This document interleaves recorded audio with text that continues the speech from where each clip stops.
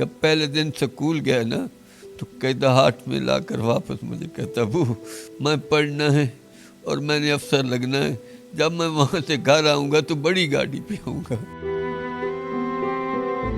کام کر کر کر تھک گیا ہوں، اب میں چھٹی لینا چاہتا ہوں، اپلائی کرتا ہوں، میں گھر آ کر سونے کے لیے جی کرتا، بس یہ کبھی اس نے پریشانی کی بات ہی نہیں کی۔ جو پیرنٹس نے ان کو موٹیویشن دی تھی، پرٹیکولر ان کی موم کی خواہش تھی کہ میرا بیٹا جو ہے نا بہت بڑا کوئی افسر بنے، اس بات کو پاشا نے پروو کرنے کے لیے اتنی سٹرگل کی، اتنی محنت کی۔ سب سے بڑی دکھ کی گھڑی یہ ہے کہ جب یہ خواب پورا ہوا، سی ایس پورا ہوا، یہ ساری سٹرگل آؤٹ کے بعد ایک محنت بروئے کار آئی، رنگ لائی، لیکن ان کی موم اس وقت موجود نہیں تھی، اور یہ بات ان کو بہت سٹریس کرتی تھی۔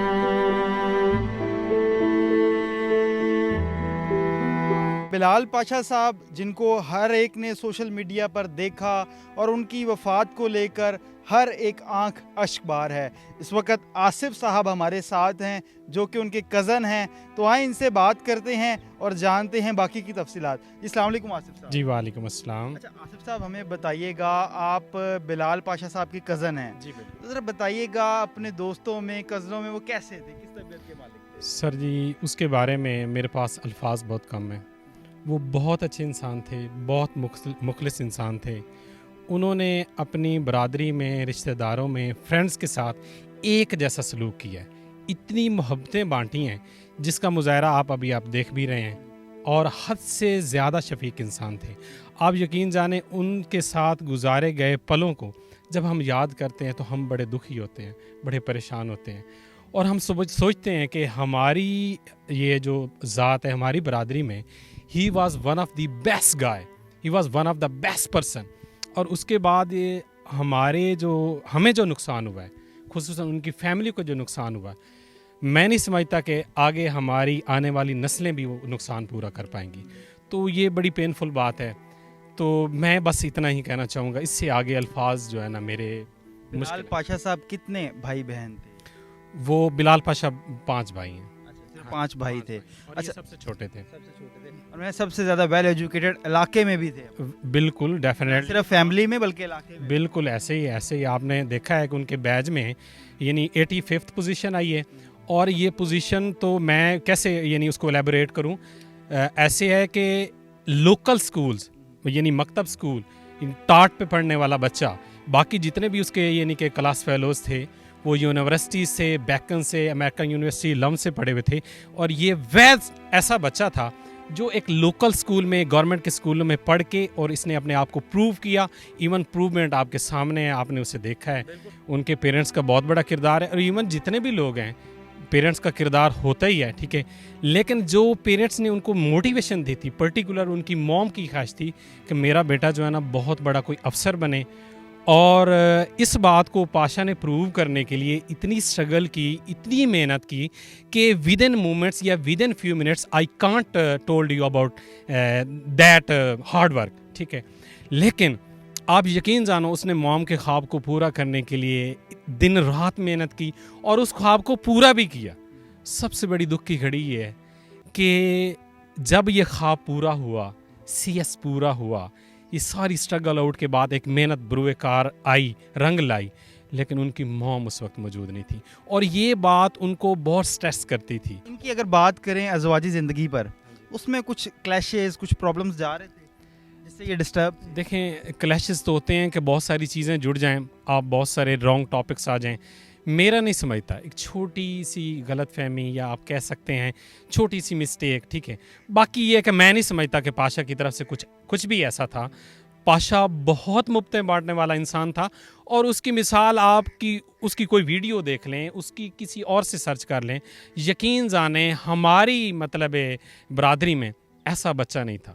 انہوں نے کہا آصف یار، یہ میری برادری والے یہ سمجھتے ہیں میں ان کو ٹائم نہیں دے پاتا ہوں یا کچھ ایسی باتیں ہیں، میں ان سب سے محبتیں کرتا ہوں، ان سب سے پیار کرتا ہوں، اور یہ ان کی سوچ سے بھی زیادہ پیار کرتا ہوں، اور ایون ہماری برادری کے جتنے بھی لوگ ہیں سب کی ان کے پاس پکچریں ہوتی تھیں، سب سے ان کا پیار محبت ہوتا تھا، وہ اس چیز کو فیل کرتے تھے کہ مجھے اپنے برادری کو ٹائم دینا ہے، اپنے رشتہ داروں کو ٹائم دینا، اور ٹائم دیتے بھی تھے۔ جی بالکل، اس وقت احمد یار صاحب ہمارے ساتھ موجود ہیں، تو اس وقت غم کی گھڑی ہے، آئیں ان سے بات کرتے ہیں، جوان بیٹا انہوں نے کھویا ہے۔ جی السلام علیکم سر۔ وعلیکم السلام. کیسے ہیں سر آپ؟ الحمدللہ ٹھیک ہے جی. بیٹا آپ کا CSP افسر بنا تب دنیا نے دیکھا آپ دونوں باپ بیٹے کو اور سراہا اور محبتوں کا اظہار کیا. آج وہ ہمیں غم زدہ کر کر چلے گئے ہمارے درمیان سے.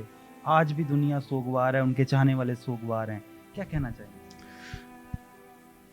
کیا کہیں آپ کے سوگواری کے بارے میں, غم کے بارے میں کیا کہیں. احمد یار صاحب, گو کہ ہم نے دیکھا ہے کہ اپنے ماں باپ کے, ماں کا بھی وہ کافی ذکر کرتے تھے, آپ کے بھی بڑے تابعہ دار تھے, نظر آتا تھا وہ. ذرا بتائیے گا کوئی ایک یادگار لمحہ. کیا یادگار. یہ 2 مہینے پہلے ادھر گھر آیا تو یہ پچھلے کمرے میں ان کے بھائی اور کزن گپے شپے لگاتے رہے. پھر جب اٹھ کر وہ چلے گئے نا تو میں یہاں سویا ہوا تھا, تو میرے پاس آ کر بیٹھ گیا.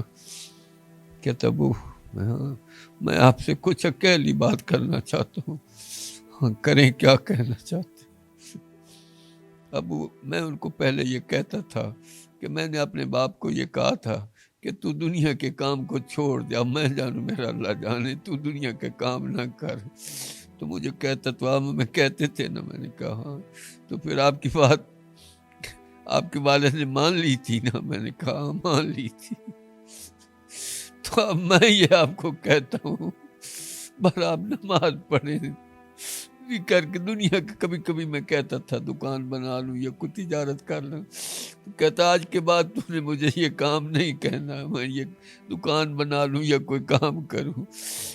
وعدہ کریں, ابھی کبھی نہیں کہیں گے. میں نے کہا وعدہ ہو گیا, کبھی نہیں کہوں گا.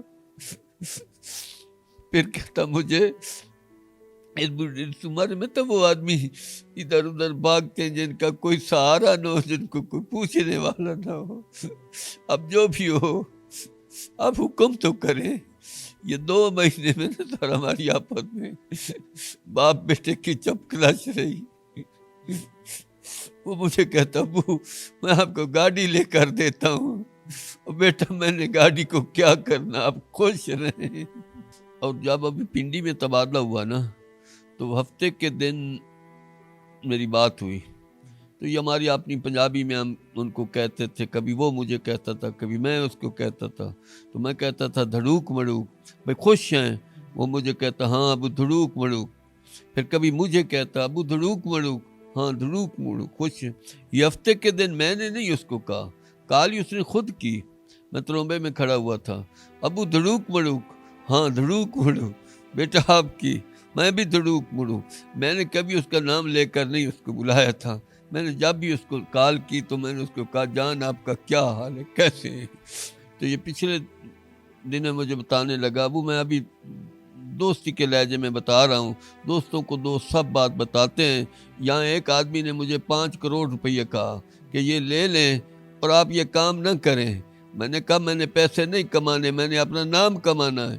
میں نے ابو پیسے کو ٹھکرا دیا اور میں نے نام کمایا. اب بنو میں میرا تقریباً 10 کروڑ کا نام بن چکا ہے. وہ ایسا انسان, کوئی شک نہیں ہے, وہاں کی عوام بھی روئی ہے. کوئی پریشانی نہ. آج کے 10-15 دن پہلے نا مجھے کہتا ابو, میں نے کہا ہاں میں نے کام بہت کیا بنو میں, کام کر کر کر تھک گیا ہوں.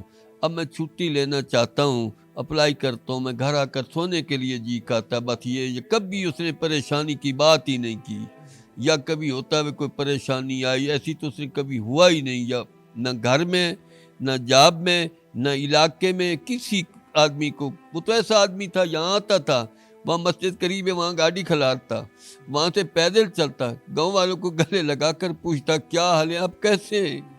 وہ ایسا انسان نہیں تھا اس کو پریشانی آئے. ابھی تک آپ کو کوئی اعلیٰ اداروں کی جانب سے بتایا گیا ہے, کوئی وجہ واضح طور پہ کچھ سامنے آپ کے آئی؟ نہیں کوئی وجہ نہیں ہے. سر بہت بہت شکریہ. مہربانی.